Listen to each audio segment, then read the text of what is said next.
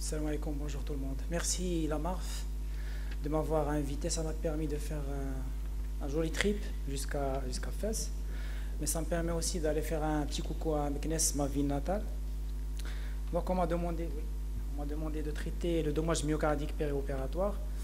Tout au long de la journée, j'entends les gens dire oui, c'est connu, oui, tout le monde sait la troponine et tout. On va voir ce que ça donne. Donc mes conflits d'intérêt rapidement. Je commence par un cas récent, donc c'est M. Ibrahim. C'est un cas très caricatural. 69 ans, il est admis pour une hépatectomie droite pour des métastases hépatiques. Il est hypertendu, diabétique, il a eu un néo du rectum qui a été opéré avec radiochimie en 2019.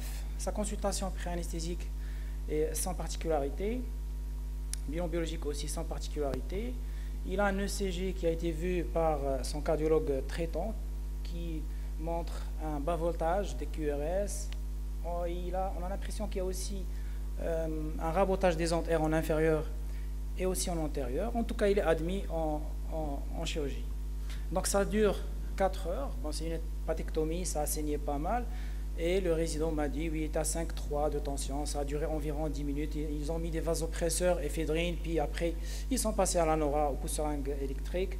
Ils ont mis de l'expansion vasculaire 2 litres de sérum salé, puis 1 litre de lactate, transfusé par 2 kg. Et il est admis en réanimation sous NORA à la seringue électrique. Donc le lendemain, il est tachycarde, il est stabilisé. On arrive à arrêter la noradrénaline. Il est algique à 5,10 sur une échelle numérique simple. Son hémoglobine post-opératoire est à 9. Il garde une acidose lactique avec des lactates à 5. Son TP est bas à 28%. On ne sait pas si c'est de l'insuffisance hépatocellulaire ou plus ou moins avec de la coagulopathie, et cytolyse hépatique à 20 fois la normale. Il fait une insuffisance rénale aiguë, Cadigo 2, HJ1, avec une créatinine à 177, et ça monte à un Cadigo 3, HJ2. Et on lui fait une troponine, puisqu'on cherche des dommages à tous les organes, pour rechercher un peu la souffrance myocardique. HJ1, c'est à 160, et HJ2, c'est une ascension fulminante à 1930 nanogrammes par millilitre. Donc pour ce qui est du rein, donc, on se dit est-ce qu'il faut le remplir ou pas. Donc on fait des ITV, on passe des fluides, on arrive à faire redémarrer le rein. Pour ce qui est du cœur, une échographie d'anesthésiste trouve une fonction systolique qui est globalement conservée, il n'y a pas de trouble de la cinétique segmentaire, et le CG post-opératoire, à part une tachycardie à 130, a un aspect identique, il n'y a pas de trouble de la repolarisation récent. Donc on demande un avis cardiologique qui nous dit il n'y a pas de signe d'ischémie clinique ou ECG en faveur d'un IDM, c'est probablement une ischémie myocardique due à la chirurgie. Il recommande de surveiller le patient, de recontrôler les taux de troponine, aucun traitement spécifique n'est prescrit. Le patient, il va récupérer sa fonction rénale hépatique aux alentours de J4, J5, sa troponine va chuter tout naturellement à 70, il séjourne en réa pendant 5 jours et pas mal en chirurgie pendant 15 jours. Au 3e mois, il ne revient pas à son contrôle et la famille dit au chirurgien qu'il est décédé brutalement. Donc la question qu'on se pose, est-ce que ce décès aurait pu être évitable et qu'est-ce qu'on aurait pu faire pour éviter ce décès? Est-ce que vous auriez plutôt approfondi l'évaluation cardiovasculaire préopératoire, échocardiographie ou carrément une coronarographie préopératoire? Est-ce que vous auriez mis des traitements préventifs? Est-ce qu'en post-opératoire, il aurait fallu mettre un traitement médical type antiagrégant, anticoagulant, bêta-bloquant, transfusion, parce que peut-être le seuil transfusionnel n'était pas adapté, oxygénothérapie, ou carrément post-opératoire, dire tiens, il fait une ischémie myocardique, je vais l'admettre en salle de cathétérisme. Donc beaucoup de questions qui se posent, je vais essayer de répondre au cours de ce topo. Donc on va parler des dommages myocardiques périopératoires, en anglais c'est les MINS, j'en parle parce qu'il y a des termes qui ressortent dans la littérature, myocardial injury after non-cardiac surgery, c'est des lésions myocardiques qui sont probablement dues à une ischémie myocardique. Les experts s'accordent à dire que c'est de l'ischémie myocardique qui surviennent dans les 30 jours post-opératoires. Cette plaque, juste pour dire que les causes de mortalité, par exemple, si on prend les États-Unis, que la première cause de décès, les 3 premières causes de décès, c'est les maladies cardiovasculaires, suivies par la néoplasie, tout ce qui est cancer, suivies par les maladies cérébrovasculaires. Et si on prend la période post-opératoire, si elle est considérée comme une maladie, elle serait la 3e cause de mortalité aux États-Unis. Et 50% de ces décès, ce sont des complications cardiaques. La mortalité de ces complications, c'est 10% dans le contexte chirurgical, alors que si on va l'IDM médical, c'est 5% seulement. Et vous connaissez tous et toutes l'ampleur de la recherche qui est faite dans le domaine de l'IDM médical et l'amélioration du pronostic qu'on a vu ces dernières années, à la différence du dommage myocardique périopératoire. Donc, comme je l'ai dit, si l'ischémie dans le contexte médical entre particuliers est bien stratifiée, bien codifiée, ce n'est pas le cas du dommage myocardique ou de l'ischémie myocardique périopératoire. Et c'est en 2015, c'est une notion d'ailleurs qui est assez récente, ça date de 2014-2015, et c'est un consensus joint de l'ESA et de l'ESICM qui a essayé de définir les principaux outcomes périopératoires dans le dommage myocardique périopératoire qui sont les premiers à avoir décrit ce terme de dommage myocardique qui est défini par une élévation de la troponine associée ou non à des signes d'ischémie. Les signes d'ischémie, ça veut dire douleur thoracique classique ou des signes électrocardiographiques à l'ECG. Vous savez que même les cardiologues, dans leur définition de l'infarctus du myocarde, ce n'est qu'en 2018, dans la conférence de consensus, la 4e conférence de consensus de définition de l'infarctus du myocarde, où ils ont introduit le terme dommage myocardique, qui est défini par une élévation de la troponine avec ou sans signe clinique ou électrocardiographique. Et puis, ces dernières années, les grandes sociétés savantes cardiologiques commencent à s'intéresser à ce problème, dont la HAL, American Heart Association, qui a essayé de donner des critères de diagnostic et de définition de ces MINS, et c'est défini par une augmentation des taux de troponine en deçà des valeurs normales. Dans les 30 jours, en général, c'est les 48-72 les premières heures, et c'est présumé dû à un mécanisme ischémique. Plus récemment, donc là, aussi, je pense, en 2021,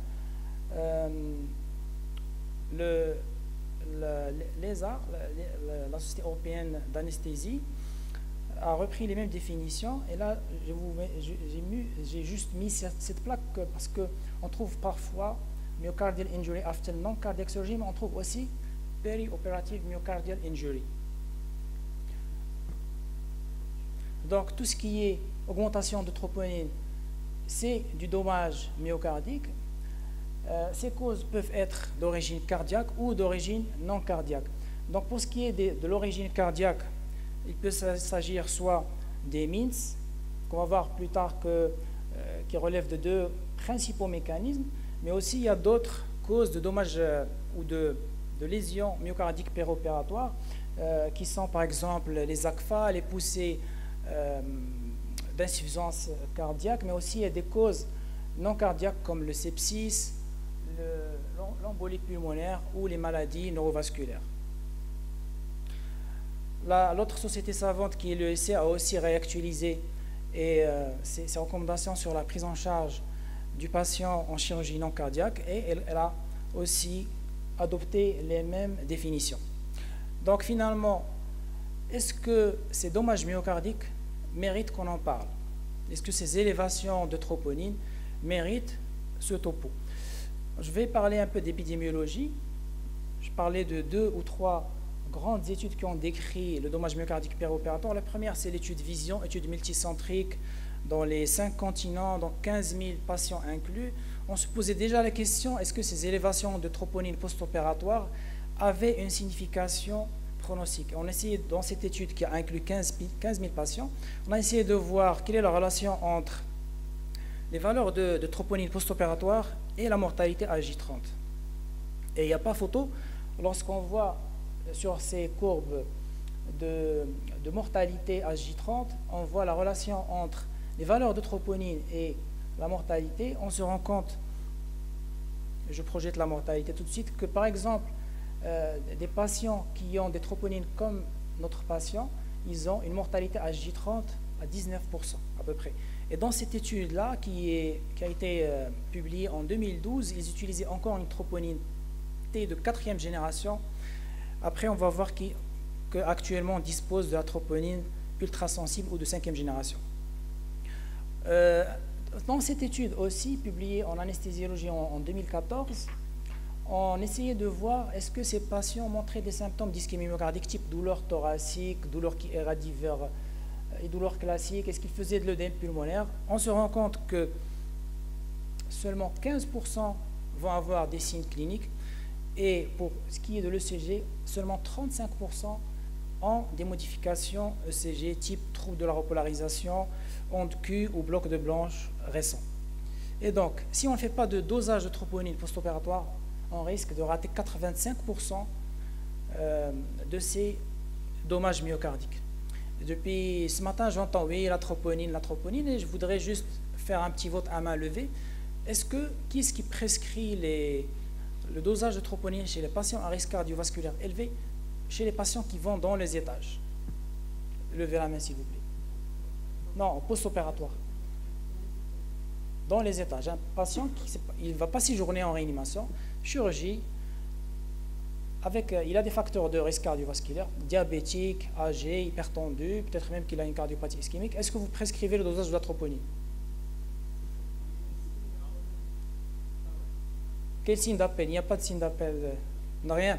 Donc, depuis ce matin, j'entends la troponine, mais finalement, il n'y a pas beaucoup de gens qui prescrivent cette troponine, qui est un marqueur... Peut-être que sa place, elle est en réanimation à ce patient. Ah non, pas toujours. Pas forcément.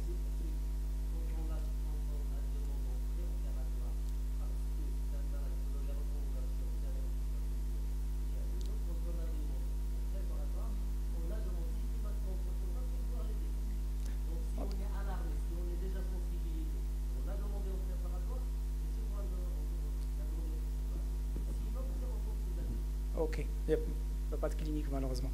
Donc, pour ce qui est de l'étude de vision, ils ont repris un échantillon plus large qui est de 20 000 patients. Ils ont utilisé la troponine ultrasensible, que je pense c'est elle qui est utilisée le plus actuellement.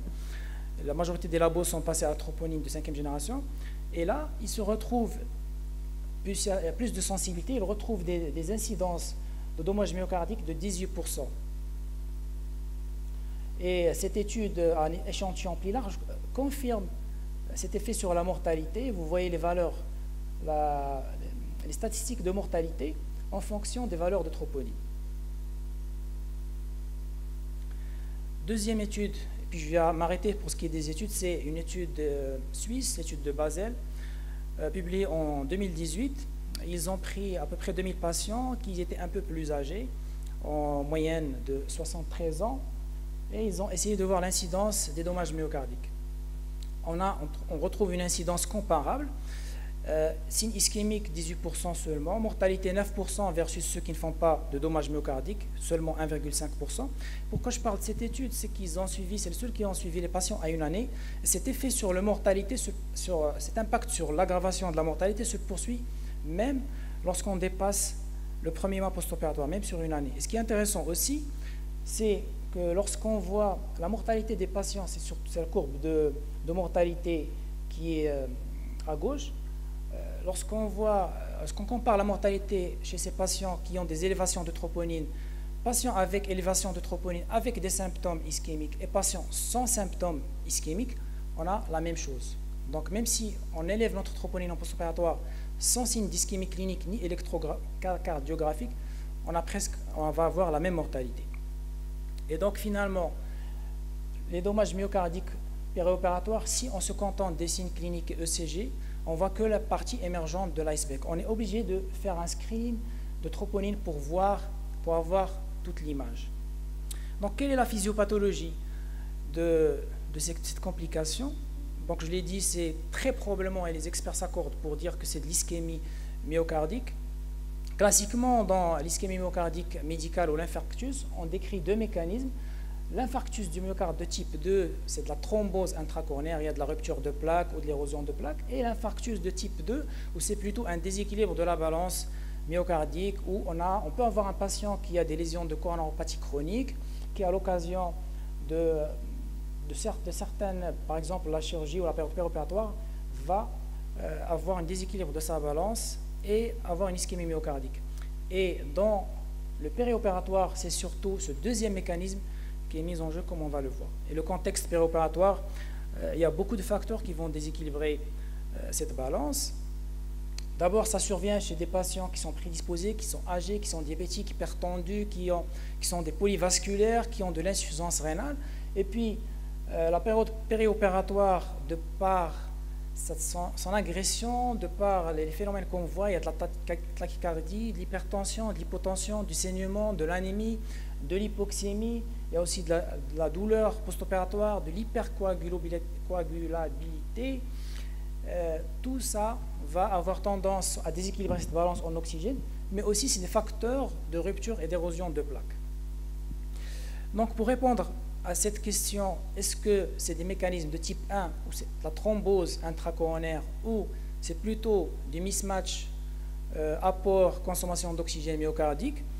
Et une étude qui a été faite et publiée en 2018, on a pris les patients qui ont fait, là ce n'est pas des démoiages myocardiques, qui ont fait de l'IDM périopératoire, ça veut dire qu'ils ont, en plus des élévations de troponine, ils ont des signes cliniques électrocardiographiques. Et on les a matchés et comparés à des patients qui font de l'IDM médical. On a exclu les patients ST+. Et on a fait des coronarographies, on a ajouté une autre technique, c'est bon, comment on l'appelle, la tomographie par cohérence optique, où on augmente la sensibilité de détection du thrombus intracoronaire. À titre d'exemple, on a deux patients post-opératoires. Le premier est un patient qui a une élévation de troponine avec des signes, avec des inversions des ondes T, et on trouve une thrombose de l'artère coronaire droite en haut, c'est la figure de haut. En bas, c'est un patient qui a une élévation de troponine sans modification électrique, et on ne trouve pas de thrombose coronaire. C'est juste pour l'image, c'est l'étude Optimus comme les transformeurs. Et dans cette étude-là, qu'est-ce qu'on a trouvé? C'est que l'incidence de la thrombose intracoronaire dans l'IDM périopératoire, c'est juste un patient sur 8, alors que son incidence dans l'IDM médical, c'est 2 sur 3. Et là, on a pris les patients qui ont des modifications électriques ou des signes cliniques. On n'a pas pris que les patients qui ont des élévations isolées de troponine. Donc, très probablement que l'incidence de la thrombose intracoronaire, c'est-à-dire l'IDM de type 1, elle va être nettement en deçà de 13%. Ce qui a aussi été retrouvé dans cette étude, c'est qu'on a la même prévalence des lésions coronariennes. C'est-à-dire que c'est des patients, dans 60 à 70% des cas, c'est des coronaropathes. Donc le principal mécanisme, c'est de l'ischémie myocardique périopératoire. Il y a des pistes qui ont été recherchées aussi, c'est le fait que certains patients ont une hypercoagulabilité, ce terme-là ne veut pas sortir en fin de journée, coagulabilité préopératoire. Et donc là, c'est une cohorte de l'étude Vision, dont je vous ai parlé tout à l'heure. À peu près 500 patients, ils ont vu quels étaient ils ont comparé les patients qui ont fait du dommage myocardique versus les patients qui n'ont pas fait de dommage myocardique. Et ils ont fait des tests de coagulation préopératoire, notamment des dosages de facteur 8, de facteur de von Willebrand, d'activité de ce facteur-là, des dosages de fibrinogènes. Et on remarque que tous les facteurs sont élevés chez les patients qui vont faire des dommages myocardiques périopératoires. Même la CRP, elle est statistiquement plus élevée chez les patients qui vont faire des dommages myocardiques. Donc il y a probablement aussi de l'hypercoagulabilité préopératoire, pas péropératoire. Il y a aussi une piste sur l'inflammation systémique, c'est-à-dire que les patients qui font du dommage myocardique, c'est des patients qui sont plus inflammés. On a testé ça par un ratio dont on a beaucoup parlé lors du Covid, c'est le ratio neutrophile sur lymphocyte. Plus ce ratio est élevé et plus ces patients vont faire du dommage myocardique, mais aussi par de la lymphopénie. Donc peut-être que c'est des pistes pour de la recherche sur les thérapeutiques ultérieures. En tout cas, ce qu'il faut retenir, c'est que le dommage myocardique périopératoire, c'est de l'ischémie, et le plus souvent, c'est de l'ischémie ou de type 2, ça veut dire que c'est un déséquilibre de la balance myocardique en oxygène. Donc, pour le diagnostic, on a dit que c'est le plus souvent, dans 80-90% des cas, c'est silencieux. Le patient n'a pas de signe clinique ou électrique. Et d'ailleurs, ce concept-là, ça date, ce papier-là, publié, je pense, dans le JAMA en 1938, ça veut dire il y a plus de 80 ans, parle du diagnostic de la thrombose intracoronaire post-opératoire qui est difficile et les signes sont absents. Et c'est probablement dû à l'usage des narcotiques et des sédatifs qui sont utilisés au cours de l'anesthésie, et c'est aussi parce que la douleur post-opératoire va occulter cette douleur thoracique. C'est pour ça que l'ESA, dans ses recommandations, chez les patients qui ont un risque cardiovasculaire élevé, bien sûr c'est des patients qui ne sont pas opérés en ambulatoire, parce qu'en ambulatoire, en général, c'est le risque chirurgical est bas. C'est les patients, et ça, ils les définissent par des patients qui sont âgés plus de 60 ans, 65 pardon, ou les patients qui ont 45 ans ou plus et qui ont des maladies cardiovasculaires type HTA, diabète, insuffisance rénale, ou chez des patients qui ont un index de Lee supérieur à 1, je ne sais pas si vous vous rappelez de l'index de Lee, c'est coronaropathie, insuffisance cardiaque, insuffisance rénale, etc. Si on a plus de 1, 2, il faut faire un screening de troponine post-opératoire. Et c'est ce qu'a dit Dr Hassan, c'est qu'il recommande aussi de faire un dosage de troponine préopératoire pour pouvoir comparer aux valeurs post-opératoires. Donc les 2 à 3 premiers jours post-opératoires, leur préférence c'est pour la troponine ultrasensible et ils suggèrent de faire ce dosage le matin.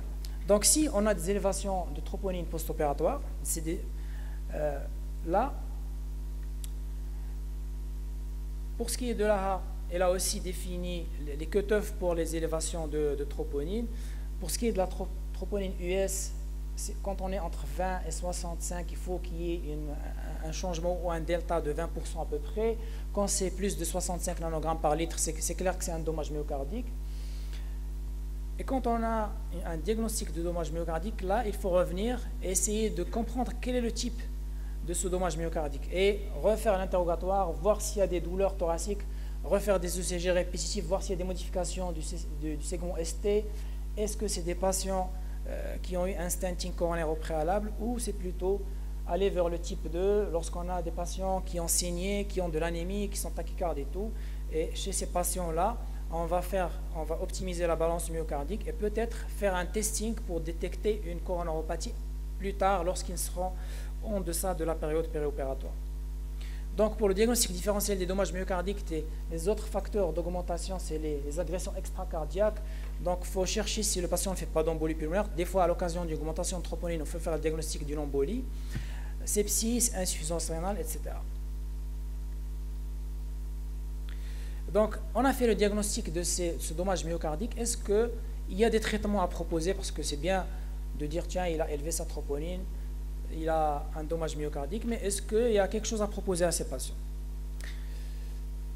Malheureusement, c'est un domaine où il y a beaucoup d'incertitudes actuellement. Ce qui est sûr, c'est qu'il y a une insuffisance de prise en charge de ces patients. D'ailleurs, comme je pense que dans cette salle, déjà on ne fait pas le diagnostic, mais même dans notre hôpital, ce patient-là, comme je l'ai dit, il est caricatural, il est venu en réanimation, il a des dysfonctions d'organes, c'est pour ça qu'on a fait la troponine. Mais je suis sûr qu'on laisse passer. La majorité des patients qui font des dommages myocardiques, ils sont dans les étages et on ne les voit pas. Donc, première chose, c'est le suivi cardiologique. C'est le moment d'adresser ce patient et de profiter de ce dommage myocardique pour l'adresser à un cardiologue traitant. Et je vous projette cette étude coréenne publiée dans le Heart. En 2022, ils ont 5000 patients qui ont fait du dommage myocardique. Et même chez eux, seuls je pense 37% ne voient pas de cardiologue et 60% voient des cardiologues. Et le fait d'être suivi par un cardiologue diminue la mortalité de ces patients-là d'à peu près 40%. Donc déjà, envoyer les patients au cardiologue. C'est un moment où il faut éduquer ce patient, lui dire qu'il a fait une complication post-opératoire, lui dire que sa mortalité cardiovasculaire va être élevée par la suite. C'est le moment de modifier ses habitudes de vie, tabac, nutrition, etc. Donc, comment on sait que la majorité, c'est des déséquilibres de la balance? Il faut rétablir cette balance. Oxygénothérapie, si patient hypoxémique, traiter tout ce qui est hypohypertension, tachycardie, etc. Donc l'oxygène rapidement, il y a des études qui portent de beaux noms, l'étude Avoid, l'étude de Sweetheart, qui disent que dans le contexte médical, si le patient n'est pas hypoxémique, s'il fait un dommage myocardique post-opératoire, ce n'est pas la peine de lui mettre de l'oxygène. Parce qu'on avait l'habitude, tiens, il fait une ischémie, mettez-lui de l'oxygène. S'il n'est pas hypoxémique, ça ne va rien donner, aucun effet sur la mortalité. Et le traitement médical classique, qu'est-ce qu'on va faire chez ces patients-là? Est-ce qu'on met de l'aspirine, de l'anticoagulation, statine, le traitement classique, etc. Malheureusement, comme j'ai dit, il n'y a pas d'études interventionnelle, elle a des études observationnelles. Et si on prend par exemple cette cohorte de l'étude Poise, je pense que dont tu as parlé tout à l'heure, où on a testé l'effet du métoprolol, chez les patients qui ont fait de l'IDM périopératoire et chez qui on a prescrit de l'aspirine ou une statine vont avoir une diminution drastique de leur mortalité. Le fait de prescrire de l'aspirine divise la mortalité par 2, le fait de prescrire une statine a diminué leur mortalité de 70%. Ça, c'est une étude française, c'est des patients, plus de 600 patients de chirurgie vasculaire qui ont fait du dommage myocardique, à peu près 10%, et on voit l'effet de l'intensification du traitement médical, c'est-à-dire on prescrit antiplaquettaires, antiplaquettaires, bêta-bloqueurs, inhibiteurs de l'enzyme de conversion et statine. Et on se rend compte que ces patients-là vont avoir une diminution des événements cardiovasculaires majeurs sur une année. Et que la courbe des patients qui ont une intensification du traitement, qui est la courbe bleue, rejoint la courbe des complications de la population générale par rapport à la courbe rouge des patients qui n'ont pas d'intensification du traitement. La seule étude interventionnelle est l'étude MANAGE. Et là, on voit, c'est les AOD qui ont fourré leur nez dans cette niche de dommage myocardique. Et grosse étude, je pense 1500 patients, compare les patients qui ont fait du dommage myocardique. Un groupe, on va leur donner du dabigatran, le deuxième, on va leur donner du placebo, et on va les suivre sur 2 ans. Et cette étude montre qu'il y a une diminution d'un critère composite, je ne vais pas m'attarder, qui est la survenue d'une ischémie myocardique ultérieure, d'une ischémie artérielle, etc. Bon, et ça diminue de 30% à peu près ça. Par contre, la question qui reste posée, c'est est-ce qu'il faut faire des coronarographies? Là aussi, il n'y a pas de consensus. L'AHA propose les patients qui ont des troponines très élevées, chez les patients dont je parlais tout à l'heure, qui ont des signes ischémiques, des douleurs thoraciques, qui ont des modifications ECG persistantes et qui ont des anomalies nouvelles de la cinétique segmentaire à l'échographie. Chez ces patients-là, il est proposé de faire des coronographies, mais il faut se dire est-ce qu'on va pouvoir faire un geste de revascularisation, est-ce qu'on va pouvoir mettre des doubles anti-agrégations. Donc il faut les proposer à la coro s'il y a une possibilité de mettre ce traitement-là. Je vais passer puisque mon temps est fini. Donc, mais est-ce qu'on voit que le traitement, actuellement, il n'y a que 2 études observationnelles qui nous disent intensifier le traitement médical, surtout statine, bêta-bloquant et anti-agrégants. Mais est-ce qu'on peut prévenir le dommage myocardique péropératoire? Le rationnel physiologique, c'est que oui, pourquoi ne pas donner de bêta-bloquant, puisque c'est la tachycardie et l'hypertension qui fait ça? Pourquoi ne pas donner une petite dose d'aspirine chez les patients à risque? Pourquoi ne pas donner de statine? Ou carrément revasculariser les patients à risque? Donc pour ce qui est des bêta-bloquants, il y avait beaucoup de débats et l'étude Poise a montré qu'effectivement le métoprolol, mais qui était introduit à forte dose juste quelques heures avant la chirurgie, diminuait le risque d'IDM périopératoire, mais augmentait la mortalité, probablement du fait, surtout parce que ces patients faisaient plus d'AVC, parce qu'ils étaient hypotendus et bradycardes. Et cette méta-analyse-là a pris toutes les études sur le bêta-bloquant, a confirmé la chose. Les patients, c'est vrai, ils font moins d'infarctus du myocarde, mais ils meurent plus et ils ont plus d'AVC ischémique. Les statines, bon, leur effet sur l'ischémie myocardique, je passe rapidement cette méta-analyse. Donc pour ce qui est des traitements préventifs, là, c'est les recommandations de l'ESA et de l'ESC 2022. Donc en bas, c'est est-ce qu'il faut continuer les traitements qui sont déjà prescrits? C'est clair, bêta-bloquant, statine, on n'en parle pas, on ne les arrête pas. Pour ce qui est de l'initiation, par contre, là, le niveau de preuve, il est plus faible, et c'est plutôt les statines, en général, on peut les prescrire. Et pour ce qui est des bêta-bloquants, chez les patients qui vont avoir une chirurgie à haut risque et qui vont avoir plusieurs facteurs de risque cardiovasculaire type HTA ou diabète, chez qui on peut éventuellement prescrire pour prévenir le dommage myocardique, mais le niveau de preuve est vraiment très très faible. On est sur du 2B. L'aspirine. Donc l'aspirine, il y a une deuxième version de l'étude Poise dont j'ai parlé tout à l'heure. 5000 patients, ils ont randomisé en 2 groupes, 200 mg versus placebo, et ils ont essayé de voir quel est l'impact sur l'IDM. Ça, c'est la même chose, on a le même taux d'IDM périopératoire, 7%. Par contre, les patients qui ont de l'aspirine, c'est un plus. Par contre, si les patients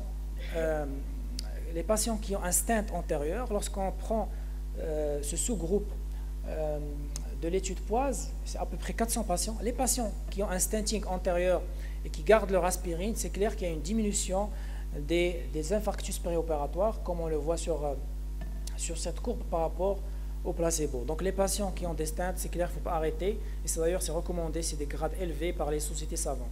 Est-ce qu'il faut revasculariser les patients préopératoires pour diminuer le risque de dommages myocardiques? Pas beaucoup d'études aussi. Je vous projette juste l'étude CARP, ancienne, c'est des patients de chirurgie vasculaire, chirurgie aortique vasculaire périphérique, publiée en 2004.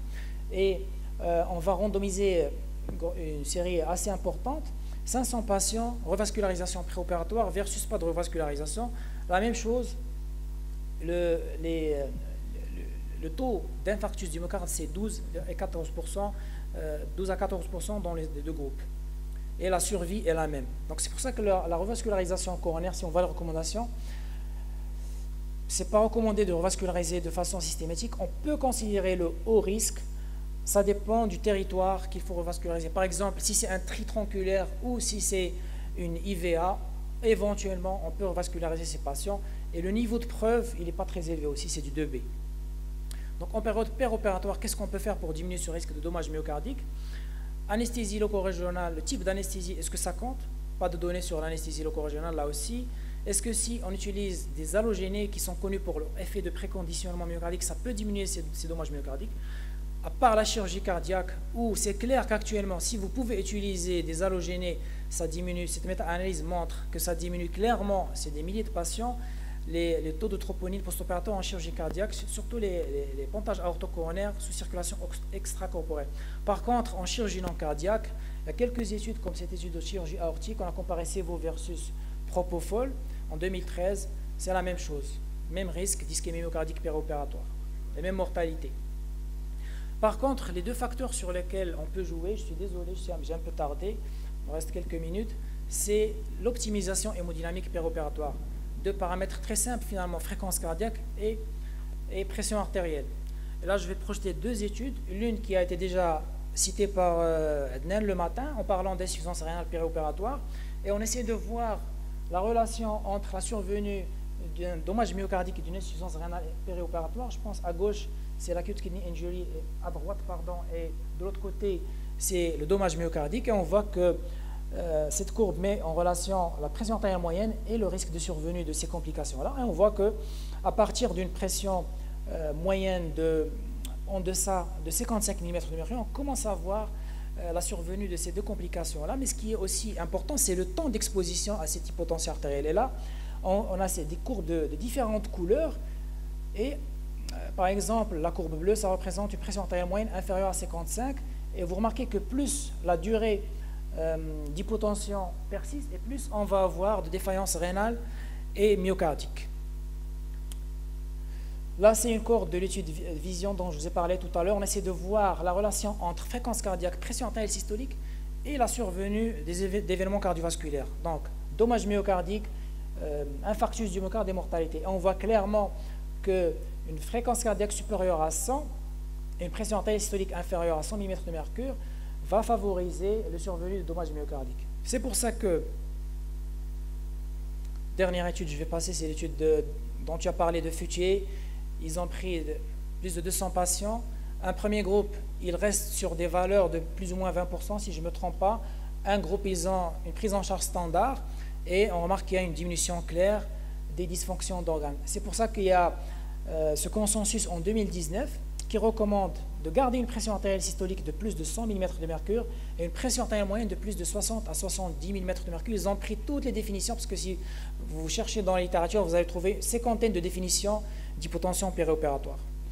En post-opératoire, qu'est-ce qu'on peut faire pour diminuer le dommage myocardique? Cette étude-là, très récente, publiée en 2020, c'est une étude rétrospective, donc c'est des bases de données américaines, à peu près 3000 patients. On essaie de voir est-ce qu'il y a une association entre la douleur post-opératoire et le dommage myocardique. Et clairement, on voit que plus les patients ont des scores de douleur élevés et plus ils passent de temps algique, et plus vous remarquez la probabilité de développement de dommages myocardiques périopératoires. Donc c'est pour ça que les dernières recommandations disent garder des pressions moyennes plus de 60 à 70 mm de mercure ou ne pas aller au-delà de 20% de baisse. et ne pas dépasser 10 minutes. C'est-à-dire que le patient qui fait de l'hypotension, il ne faut pas sortir de la salle, il faut rester à côté.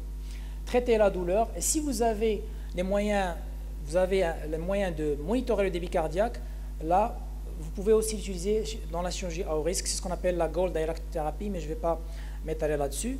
Donc, mes messages, c'est que les dommages myocardiques sont probablement les premières causes de mortalité périopératoire. 90%, ça peut être asymptomatique, il ne faut pas attendre la douleur pour faire un screening de troponie. Il y a des implications thérapeutiques, on peut diminuer, c'est vrai, il ne va pas mourir au cours de l'hospitalisation, peut-être il va mourir quelques mois, quelques années plus tard. Il y a des implications, le suivi cardiologique, le traitement médical.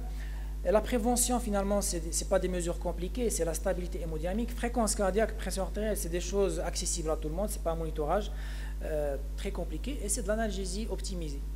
Donc, je vous remercie de votre attention. Je finis par cet éditorial de Clérico paru dans le JACC en 2014. C'est vrai que la chirurgie, c'est bien, ça améliore le pronostic, mais il ne faut pas que le cœur soit l'organe le plus noble, soit victime de cette chirurgie. Merci de votre attention.